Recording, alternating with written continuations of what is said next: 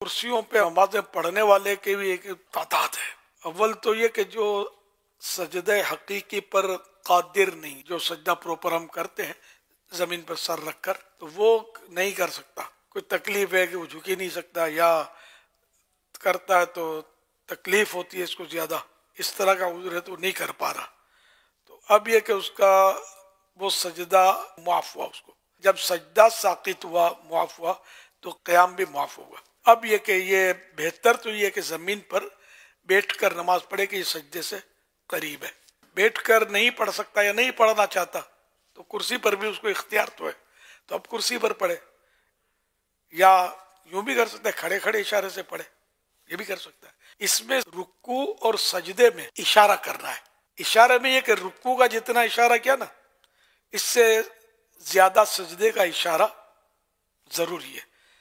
اگر رکوع اور سجدے کا اشارہ سیم کیا تو نماز نہیں ہوگی، یا رکوع کے اشارے سے سجدے کا اشارہ کم کیا تو بھی نہیں ہوگی۔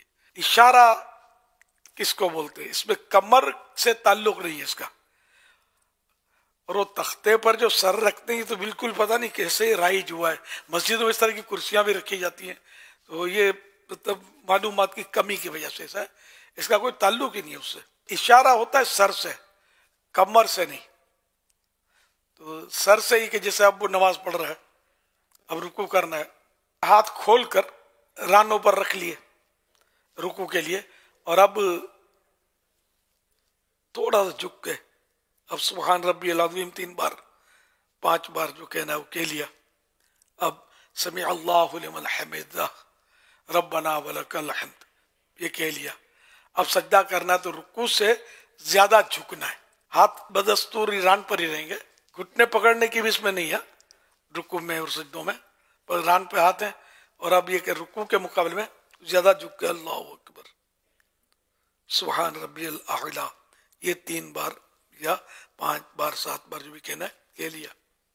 اب پھر اللہ اکبر کہہ کر سجدے سے باہر ہے، پھر اسی طرح سجدہ اللہ اکبر کہہ کر اپنے کیا اور تسبیحات اس میں پڑھی۔ تو رکوع سے سجدے میں زیادہ جھکنا ہے، یہ دھیان رکھنا۔ اگر زیادہ نہیں جھکے، سیم ہوا، تو رکوع اور سجدے کا جھکنا تو نماز نہیں ہو، شرط ہے زیادہ جھکنا۔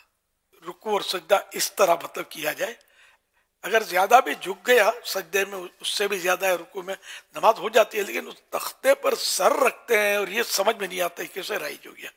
بالکل اس کی ضرورت ہی نہیں ہے۔ جس کو شرعی طور پر اجازت نہیں ہے کرسی پر بیٹھ کر نماز پڑھنے کی، وہ پڑھے گا تو اس کی نماز نہیں ہوگی، یہ بھی ذہن میں رکھیے گا۔ بعض لوگ تھوڑی سی مجبوری میں بھی ہو سکتا ہے کہ پڑھ لیتے ہیں۔